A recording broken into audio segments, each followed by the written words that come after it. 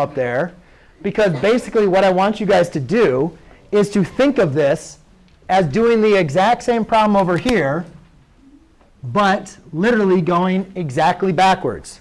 But how do we know if it's a square? So pretend that that's your solution set. First thing you do is you set each of those zeros equal to x. So I say x equals 1, x equals 7, x equals -8. Then you set them back so they're all equal to 0.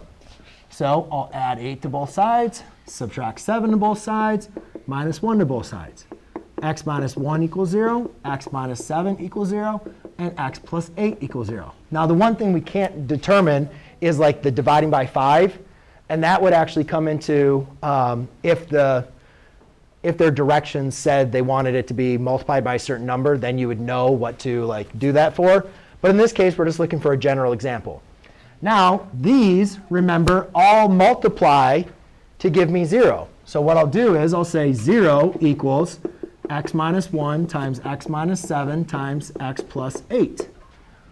Well, why did we do that? Because 0 is supposed to be in for f of x. So f of x equals these multiplied. Now let's multiply these first two. So I get x squared minus x minus 7x plus 7 times x plus 8. Attention students. Students that ride bus 383 will now ride 79 this afternoon.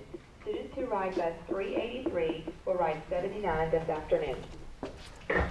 All right. Now, I have no problem with FOIL, ladies and gentlemen. But what I see a lot of students making mistakes is when they do a trinomial times a binomial. So the way that I explain this, I always do the box method. Length times width, right? It's very easy. If you're multiplying two expressions, you know it represents the area. So I can say if my width, I'll say, is going to be x squared minus 8x plus 7. And the length is going to be two terms, which is x plus 8. So all I want you to say is now the box method, what it does is it just helps you find the area of interboxes where the length is x for all of these boxes. It's 8 for all of these boxes. And then here's the width for each one of these boxes. So therefore, I have x cubed, negative 8x squared, 7x, 8x squared, negative 8x, and then 56.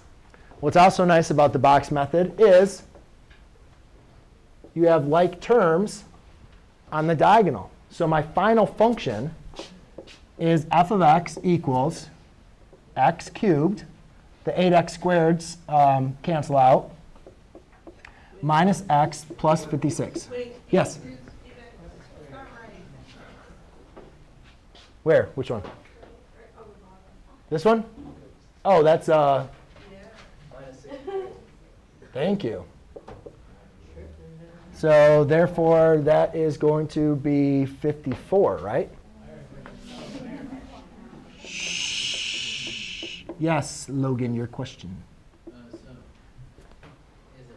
like the first one says x times x squared, or is it Length times width. Length times width. OK? Yes? Yeah, it'd be 57. Yeah, it's 57. I don't know where I was. My mind's, I got to stop teaching. It's done.